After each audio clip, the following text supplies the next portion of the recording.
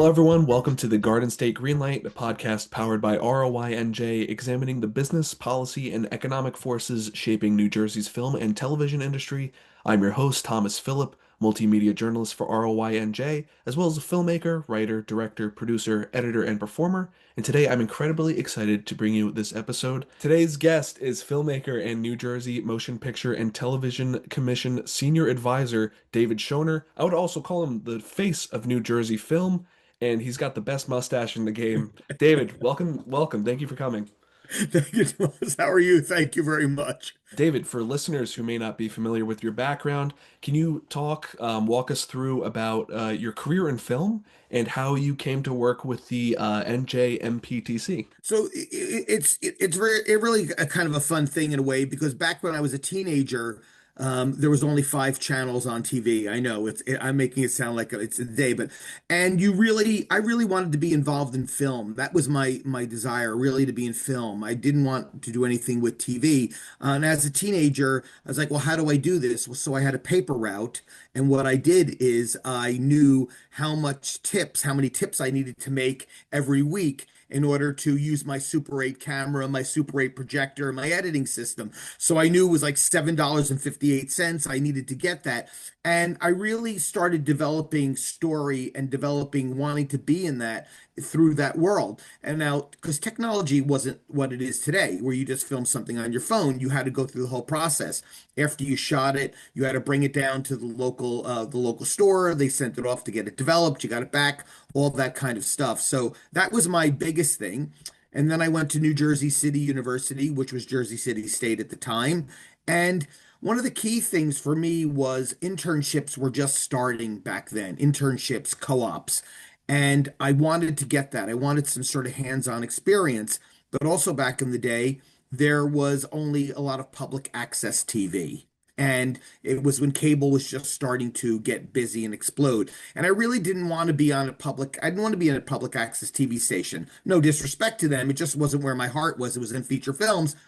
Found the film commission had internships, applied for a internship in my first semester of my senior year, got the internship, worked 3 days a week, and went back after my second semester of the work and stuff, and graduated. How did you eventually get to the film commission? So the way I got to the film commission is that I always stayed in touch with the folks that were at the film commission at the time. This business is built on relationships, on networking, and knowing when you're dealing with someone, there's a level of expectation on what you can deliver and how you can be. So I stayed in touch with them, and in August of '85, I asked them, I said, I'd like to come down for lunch. Can we have lunch? And we went out to lunch, and they had said that the woman whose position I have now or had back then was resigning, and was I open to possibly being interviewed? I was like, absolutely, totally wanted to do it. Got interviewed, and in September of '85, started working as the assistant production coordinator. That's great. And now you're the senior advisor to the commission. Is that correct? Yeah, senior advisor. So under Governor Phil Murphy and the wonderful things that have happened via our tax incentive, we really have kind of bifurcated our jobs in a big way because we're very, very busy in the state. We have a lot of production. So senior advisor, I'm really dealing with boots on the ground, for the lack of a better way to phrase it, interacting with the localities and the production companies and the various entities, and also, reporting to our executive director. One of the things I really want to touch on as well is the Garden State Film Festival. Are you still involved in that by any chance? Yeah, so I'm the Garden State Film Festival. I'm actually on the board of the Garden State, and I also chair the screenplay competition. We have three competitions within the screenplay. We have feature film, a teleplay, and a short film.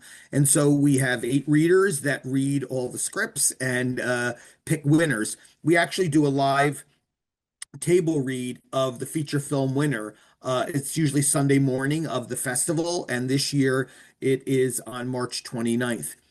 I've been involved with the Garden State Film Festival since even before the Garden State Film Festival was started, when Diane was had a film festival out of Manasquan, and I was sent down to be a rep for the film commission, and we became friends, and I've stayed active with it over the years. And I would say about maybe 8, 9 years ago, they asked me to join the board. From your perspective, how has the festival evolved alongside with the growth of film and television within the state? So it's really radically grown and changed. And the wonderful thing is that as New Jersey has gotten bigger and had more productions, the festival has really worked hard to nurture independent filmmakers. We really try to bring them into the fold, bring them into the family, and have them be part of the environment of what's going on in New Jersey. And even if you're filming here or not filming here, it's another resource for the state via that film festival circuit. And listen, you make a when you make a short film, feature length film, the avenues all the time to get exposure, to get the recognition, put all that hard work that you put in to actually see it on a screen and actually have an audience there. So it's work, and there's not a lot of avenues, and that's one of the things that I love about the Garden State Film Festival is that we're giving these independent voices an avenue to have their voices heard. Yeah, exactly. It's sort of like nurturing the little guy a little bit. That's Exactly. fantastic. So let's talk a little bit about New Jersey and the broader industry shift towards the state. So there have been, many productions that have come in the last number of years, huge productions. Everything from The Joker, and that was an Academy Award nominated film, something like A Complete Unknown. So from your vantage point, what factors are driving that shift of productions coming from the West Coast to New Jersey? Well, we really have a multiple components to it. There's not just one thing. The biggest thing is our concierge level of service that we give production companies. We are as involved as you want us involved, or we're not as involved. But we really want to be as the concierge level. We function in a very proactive basis compared to being reactive. We want to be proactive. That's one of the big things. We have a huge diversity of locations here. What are you looking to create? Vietnam, New York City, Virginia, Russia, Poland, California, no matter what it is, we have that here, and we're really in a very compact, very tight little compact state where you can go from one end to the other within, I don't know, 3 or 4 hours, depending on the nurture of, the what you're particularly doing. And then we have a very aggressive and very positive tax incentive program where we're incentivizing filmmakers to come in the state and build infrastructure here. It's another big component of what's going on. So there's multiple things that are all coming into play that are working here in New Jersey. In terms of the thing that holds the most weight for potential productions coming over here, is the tax incentive, is that like the major thing, or is it just the vast plethora of locations you can get out of the single state? It's one of them. It isn't like there's that's a component of it, but you need all the other things to be in play in order for you to be that place to be. Because if you have a tax incentive, but you're not catering to the film companies in a very detailed ways, letting them know that they're here, nurturing them, helping them, having a great locations. It's a combo of all the things that need to happen, and then add infrastructure on top of it, and being able to get anything you want in the state, whether it's cameras, wardrobe, post production. Those are all components. Like I said, we've had a lot of productions come into the state.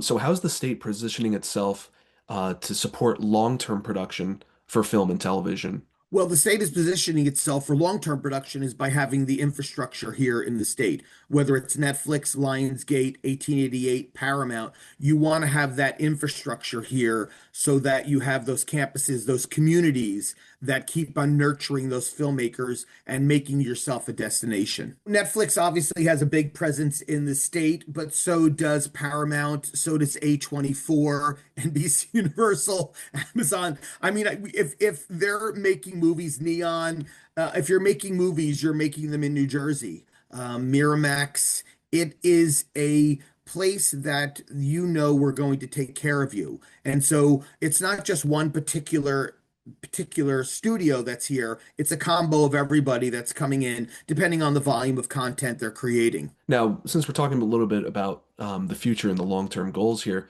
how do you see the film and television industry changing overall, particularly in the light of streaming platforms and sort of the decentralization of production models. Well, it's still going to come down to content at the end of the day. And so while we don't get into the heavy weeds per se, but it's all about content. On any level, whether you're streaming it, whether you're streaming it on your phone, streaming it on your TV, whether you're going to a movie theater, and they're adapting as well in creating stuff that's more event oriented into local movie theaters, and whether it's film festivals, it really is just always going to be about content at the King. I don't know if that really answers the question, but I view it as it's just different form of content. So we're going to be watching stuff. We want to watch stuff. We enjoy it. And maybe there is a more unique voice that comes out of this type of content that draws people to it. I think that is something that I know for myself. I like to watch content that has a unique voice. But then again, the other day, if it's the end of the day and I'm trying to decompress, I'm going to put on a cooking show. I'm going to put Right. on a competition show. So, and there's so many people that have so many different watches. It's all content. And with that in mind, what is the outlook looking like for film workers, particularly in New Jersey? So the great thing about us is that through the Economic Development Authority, there is a lot of film programs that are gearing towards training people to work in the film and TV world. The NJEDA gave out 5 grants last year, and it's all about workforce development, workforce training. So it's part of that, and there's a lot of components that go on to that, but everyone's figuring out where does it mesh in together, and where do you go to have it be helpful for people that want to try. And it all depends on where your interest is, whether you want to be a technician or a creative. There's all different levels depending on what your desire is. We have something called the NJ 411, and it's for New Jersey people, vendors, anyone that lives in New Jersey, has a business in New Jersey. They actually can register in our guide. And it's great because it's a one-stop resource for anyone that's thinking about coming into the state or needs to hire someone or a business here. It's fantastic, and it's really very detail oriented. There's website links, and you can actually do the research of whoever you're looking for as a vendor.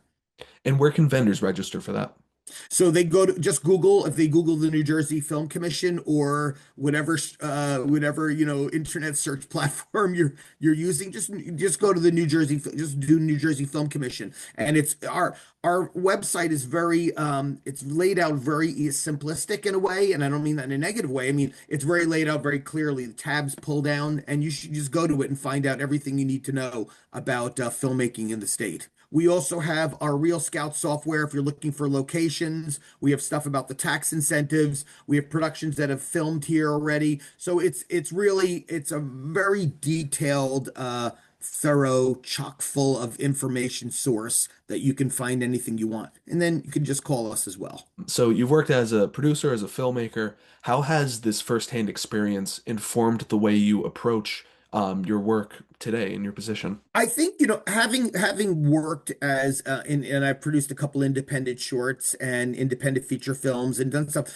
you look at stuff a very different way when a filmmaker is approaching you. And it's not to say that not having that you don't appreciate it, but you appreciate the position of the filmmaker because they're having everything is on the line for them, whether it's a short, a student film, music video. And people sometimes think, well, no one's on a hospital, no one's in a hospital bed being sick, but it is important to them they're doing. And so having been on the other side and having worked in the other side, you're able to really draw upon your experiences and knowing what they're going through or what they're trying to accomplish. And then the wonderful thing I love about having been at the Film Commission so long is that I have institutional knowledge of what's been done in the past, what work. One of the challenges for me is it's a different you get a different issue, a different problem, a different something that you need to solve. And having been on the other side as a someone that creates content as well, you approach it differently. Right, yeah. I mean, I always say that like short films or films, they never want to be made. You have to will them into existence. So having Yes. somebody with that experience is super helpful, I'm sure, to filmmakers. And our approach is even if you're a small filmmaker, whether it's a short indie music video or independent feature film, we're going to help you. Everybody gets treated the same because there's going to come a point as you rise. We want them to think about one place to do their production, and we want them to think of Jersey. And what are some of the things that you provide to these productions? So if you're coming into the state or thinking about coming into the state, depending on your budget, depending on your parameters, we'll guide you on where it may be the best place to go, what may be the look you're going for, what may be the style you're going for, the intensity of what you're trying to accomplish. And so it's always this kind of like finding that middle ground that is artistically and aesthetically delivering for the filmmaker, but at the same time, we're here for the state of New Jersey and wanting to make sure that we're being mindful with our localities. Looking back on your career, what lessons about the business side of the industry have been the most valuable for you? Wow. Is that you should treat everyone with respect, treat everyone with kindness. Don't devalue who you're talking to. People may come from a very different perspective or a vantage point of where they're coming from, but they're coming from a place that is with them right now. Listen, we deal with a lot of different localities in New Jersey, and each New Jersey town has its own personality. And it's just understanding what that personality is of that town or what that person may be going through. Same thing with filmmakers aesthetically. You're always judging everyone as an individual and just trying to facilitate it to make it happen. And I think that's my biggest takeaway.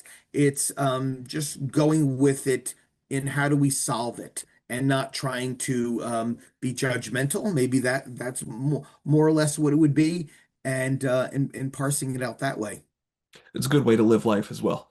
Yes, Yeah. it is. It really, really is, and it's a healthy way to function. And but also you try to give insightfulness because everybody's looking for that insightfulness. They want to know how do we make this happen? New Jerseyans and our localities want to make it work, and it's like how do you help them get to that place? For independent filmmakers or independent business owners within film, sometimes independent studio owners, this question could go for them too. So, for those people in the independent realm looking to build sustainable careers in New Jersey, what guidance would you offer?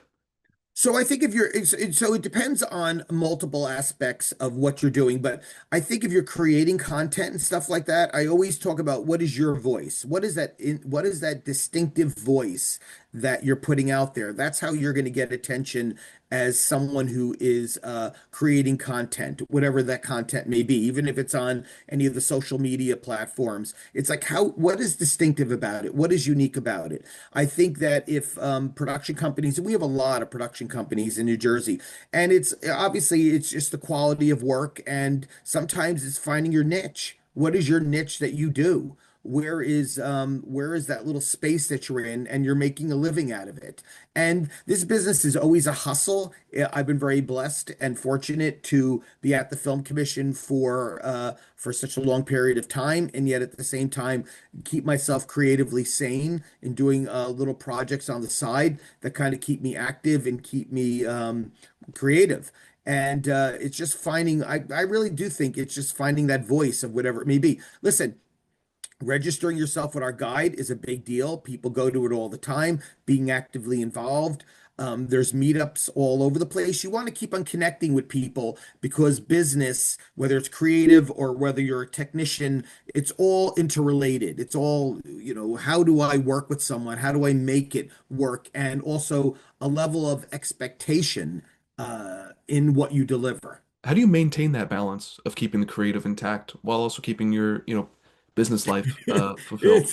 It's so one of the things I'm really blessed is I love what I do and do what I love, and I really love interacting with people. That's a big component for me, interacting with people and being able to figure out the solution to whatever it is that they may be looking for, wanting for, whatever the problem is. And then on the weekends, I get to do all my creative stuff, what I'm doing. I do a lot of photography because it's really inexpensive to do photography in a way, but at the same time, you can be very creative in what you're doing with photography. There's a lot of options. So it's really my weekend work. Very fortunate to be able to to do that. And that's really kept me going lately. You know, the wonderful thing about the film business in New Jersey is we're really busy.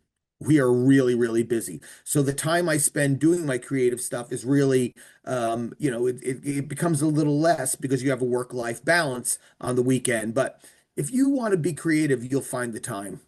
Definitely. And what do you think it is for productions, people in Hollywood? What makes New Jersey so attractive to them? Well, I think it is, it's very interesting because at one point I remember when we were speaking to some HBO executives and their take was real people are from New Jersey. So it was actually kind of a really interesting take to hear them say that. But I do think that we just have a texture to the state that we can play anywhere. And I don't mean to be make it very basic like that, but we can play anywhere. And also we're in the tri-state area, and we're feeding off of this whether you're in California, in New York, New Jersey, we're the second largest talent pool, or maybe even the first largest talent pool of people involved in this entertainment business. That's a huge draw to be able to be that close. And if you're working in New Jersey, whether you're an independent doing my own thing or doing a major production, getting the A team, you can get what, 20, 30 A teams of doing on stuff, even as an independent, and not be sacrificing your quality. Looking ahead, what excites you the most about the film and television industry in New Jersey? I think the biggest excitement is waiting till our campuses come online, our infrastructure comes online. I mean, we have the infrastructure here to be fair, but having Netflix, Lionsgate, 1888, having them come online where you've got that campus community. I mean, don't get me wrong, we've got Cinelli stages here, we've got 10 Basin, we have Mile End, we've got Palisades, we also have oh, geez, sustainable. So we've got them, but I think when these bigger infrastructures come online, you're going to have more of a community, for the lack of a better way to phrase it, and that really excites me. And we just stay very close to it, very nurture it, and really continue to work it. Yeah, I'm really looking forward to how everything is going to pan out. It is super exciting to not have to trek all the way to the West Coast in order to, have a healthy career in film and television. So it's Exactly. great. Listen, one of the things that when the film incentive first started here, I was visiting a couple productions when they were filming, and the cast and crew would come up to me and say, thank you for the governor, obviously, thank you to your office, because I get to go home every night to my kids. I get to work where I live. And that's a big deal. I mean, obviously, we have people from all over the country, all over the world working in New Jersey, but it's a really especially sweet to hear New Jerseyans say they get to work where they live and they get to go home at night and have dinner with their kids. Yeah, I mean, we're the most densely populated state in the country, so we're bound to have a ton of film professionals that, are thankful to not have to travel too far. So, Yes, agreed. Everything is always a balance, and I think I always tell people that sometimes you want something that's so micro specific in something, but does it add to the story? Really, that's I think my takeaway, and I do this a lot of times when I talk to different organizations, like high school kids, college kids, or people that are creating, even independent filmmakers. When you're creating something and maybe your budget's tight, is really what is adding to the story. Maybe you don't need that hyper wide shot of the hospital because it doesn't add to the story. A close up of someone in a bed could just make it happen as well. And it's all about story. David, thank you so much for everything. I really appreciate your time here. This was a great chat. You're welcome.